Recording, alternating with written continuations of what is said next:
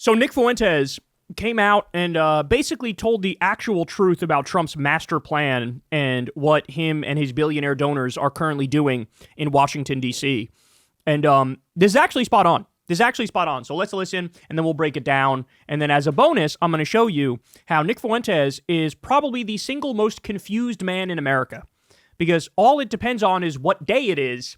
And he flips a coin to determine if he's going to fucking be giddy about Trump and support him or rail against him and act like he's, pure evil. So let's take a look and we'll break it down. This is actually their intentional playbook. They're deeply conscientious of this. And this is how it goes. What is happening right now, obviously, is that Trump is more unpopular maybe than ever. Certainly he's more unpopular than at any other time in this second term. His favorability is in the toilet. His approval is in the toilet. Specifically, his approval on immigration and the economy is very bad. For the first time in years, voters actually favor Democrats on the economy over Republicans. People blame Trump for the state of the economy more than they blame Biden. Any way that you cut it, Trump is in real trouble with these numbers.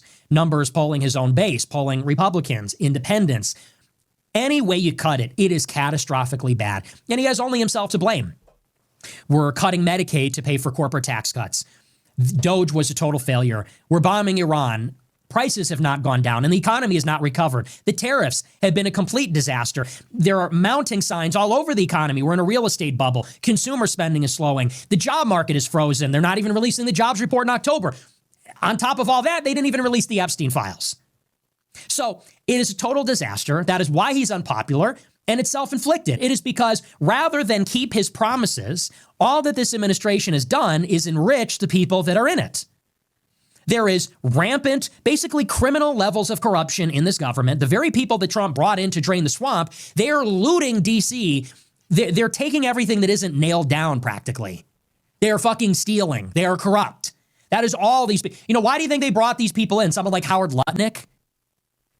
And David Sachs, and these people, they are criminals.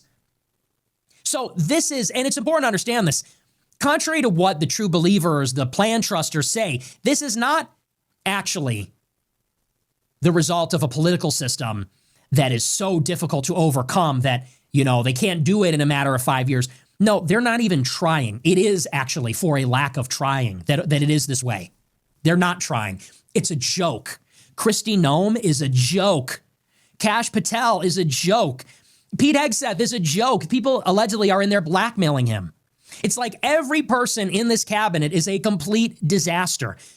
And the reason it's like this is because it's all patronage. Trump got in office to stay out of jail. He had to cut deals to get money. And now that he's in, he had to reward the donors by allowing them to pick the cabinet members, reward other people in the party with these patronage posts. And now this is what we're getting. So this is an utter and complete catastrophe. There's no deportations. We hit the H-1B cap. There's no deportation. Oh my God, bro. We're going to come back to that one. We're in a war with Iran. We're going to go back very soon. It's just like one cataclysm after the next. Here's the playbook. It is in this context where Trump posts something like this. Poll numbers down, favorability down the tubes, economy sucks, all these wars are breaking out all over again. Everybody's deeply unhappy. What do? Let it rip with the racism, let it rip with the retard, let it rip with nativism. I know what'll get those stupid idiots back on my side. I'm going to do a racist rant. I'm going to go on Twitter and True Social, and I'm going to let it rip. I love that he's bringing this up as like, all he has to do is some performative cruelty and do a racist rant, and he gets the idiots back on his side. You mean sort of like this? This is why we need to be negative. This is why we need to threaten to withhold our support. This is why we need to make it unignorable and visible, because if we do, then Trump will be forced to pander to us. And he knows how to do it. Nobody's better than him. We just need to create the impetus for it. And now that that has happened, like clockwork, what does Trump do? He dusts off the old playbook and we get Trump 2016 all over again. You're welcome. I'll never get any credit for it, but you are welcome for giving you Trump 2016 back. How do you get the politicians to do what you want them to do? Threaten to withhold support. So this is Trump went on a massively racist anti-Somali immigrant rant in the White House. And this is Nick Fuentes doing a victory lap, taking credit for applying pressure to him to get him to do that. That's what this video is. And the other video I showed you is him saying, now that Trump has failed in every imaginable way to get the idiots back on his side, he's just doing a racist rant. So in one video, he is the idiot. And in the other video, he's critiquing the idiot who will get back on Trump's good side because he did a racist rant. Wow, Nick. It's from one day to the next. Flip like that. Attack them. Do it from the right. It doesn't matter if you do it from the left. The left is already the enemy. Do it from inside. Do it from within the right wing. That's what they're worried about. And that's the model. Look at how we got Trump to cave in such a short amount of time. And look at how beautifully he delivered. He delivered beautifully. The guy who's not releasing the Epstein files, who's bombing Iran, who's going to do a war on Venezuela and is already murdering innocent fishermen, who set up fucking concentration camps across the country, who is comically corrupt, the most corrupt president we've ever had, ever, by the way. That guy, oh, look, bro, it's beautiful. It's beautiful what he just did. He understood the assignment completely. He comes out and says, all these brown people do is bitch in their hijabs and they're ungrateful and they stink and we don't want them here. I mean, it couldn't be better if you dreamed it up. This is out of the wildest imagination of the most obsequious plan truster. And it was delivered to us on a silver platter because we threatened to withhold our support because we said we don't like Trump anymore. And now this is what we get. It's a desperate bid to get our support back. And he knows what to do. He always has. We just need to give him a reason to play that out. It's incredible. In one clip, he's critiquing the exact person that he is in this clip. It's incredible. And I'm going to be obnoxious and belligerent and politically incorrect and brash and controversial. And I'm going to say something so shocking, so edgy, so ridiculous that everyone is going to be talking about this and not that. Everyone's going to be talking about how I called Tim Walz a retard. Everyone's going to be talking about how I said this about Ilhan Omar. I'm going to pack 15 pounds of shit in a 10-pound bag of controversy and rage bait and clip farming so that nobody's going to pay attention to the fact that we didn't even release the October jobs report because it was so bad. No one's paying attention to a war in Venezuela that nobody wants. No one's paying attention to... You want it! You want it! We covered you saying you were in favor of that. That, oh, well, this is our backyard, so it's different. It's not the same as bombing Iran. You want it! Now all of a sudden, what? You're pretending like you don't? Like there isn't video of you fucking talking about how much you like that? Oh my God. Black Friday consumer trends being a disaster, the job market failing. No one pay any attention to the complete and utter disaster. Republicans might lose their majority in the House before the midterms because so many people are jumping ship. That's true, by the way. There's a Puck report that says like 20 Republicans are thinking of retiring. But don't look at that. Look at my racist rant. Look at my stupid little rant on True Social that I'm not actually going to do shit about. I'm not going to follow through on any of it. Oh, see, you see what the criticism is? The criticism is, bro, we love the racist rant, but now you got to act on it. Now you got to round up all the Somalians and put them into alligator Auschwitz or Guantanamo Bay. Jesus Christ, bro. Here's my response to Nick Fuentes.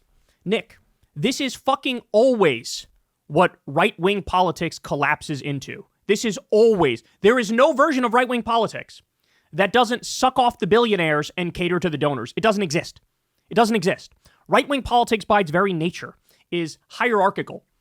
So there's an order, there's a way things work. The people at the top are supposed to be at the top because the cream always rises to the top. If you're underneath, that's on you. It's a birth defect or it's a lack of work ethic. And so there is no version of right-wing politics that delivers for the people. But really, this is a little bit of, damn, I'm mad because we got exactly what we fucking wanted. That's what this is.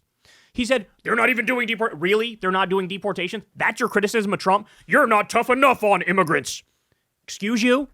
We have fucking mass kidnappings and abductions and human traffickings. We have no due process from these ICE Gestapo thugs. We have 22 people who died in ICE custody so far. We have literal criminals joining ICE and endless reporting on how there's basically no fucking standards anymore.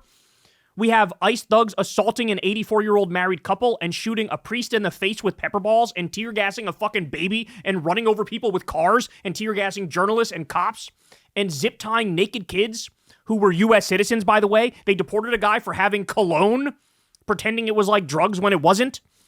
They literally fucking lynched a guy. We covered how they fucking lynched a guy on the show. And your takeaway is, they're not tough enough on immigrants. What the fuck is this? And then he has the nerve to say, how dare you call me a Nazi? All I did was praise Adolf Hitler multiple times and told Trump he's not right-wing enough on immigration. But I'm not a Nazi! Oh my God, bro. What the fuck? He used to be more honest. You'd be like, man, that's Nazi shit. He'd be like, yeah, of course. Duh. Now you said, don't call me that! Don't Don't call me that. All I want is for Trump to be more right-wing on immigration, even though that's not even fucking possible. They've already raided schools and meatpacking facilities and farms and Home Depots, and they tackled a 79-year-old car wash owner and hospitalized him, and they deported a guy who was wrongfully imprisoned for 40 years. I want them to go further to the right on that issue. But this is always where right-wing politics becomes. Every single time. It will be super serving the corporations, super serving the billionaire donors. It will always be that. They'll always fuck people over when it comes to their healthcare, when it comes to their wages, when it comes to the fucking regulations, or should I say lack thereof. There are no regulations. Trump deregulated deli meat, which led to 9 people being killed and 57 being hospitalized, and we're still dealing with the fallout now because you're going to have more foodborne illnesses pop up. He rolled back 112 environmental protections and deregulated chemicals and water and air. He got rid of routine food safety inspection. We just had metal in grated cheese, and they had to recall 1 million bags of it, all because of their deregulation. They mass fired nuclear safety officials. They cut medical research and scientific research and cancer research. This is always what right-wing politics becomes. Super serve the billionaires, super serve the corporations, fucking warmonger everywhere, and be fascist. Build concentration camps, deport people. This is what it is. So now, you don't get to come out here and be like, oh, things aren't going well. Well, yeah, you voted for the guy who was like, I'm going to make things worse. So now he's making things worse. And now, in an attempt to fucking get out of that, this isn't true right-wing politics. True right-wing politics is my idea of right-wing politics, which is Trump being even further right-wing on immigration, which obviously that would solve the problem. I genuinely and sincerely need right-wingers to grasp this point. If immigrants were really the problem, why hasn't your life improved massively within this first year of Trump's regime? I mean, again, we could go through the list again if you want, but they are absolutely going ham on immigrants. They are rounding up innocent people. They legalized fucking the Supreme Court at that, legalized racial profiling. They're arresting people left and right, deporting people for fucking writing op-eds critical of Israel and shit. So they're super duper right wing, but everybody's life is getting worse. Inflation's getting worse. Unemployment's getting worse. There's about to be a fucking AI apocalypse where the tech broligarchs say they want a fucking machine to steal your job.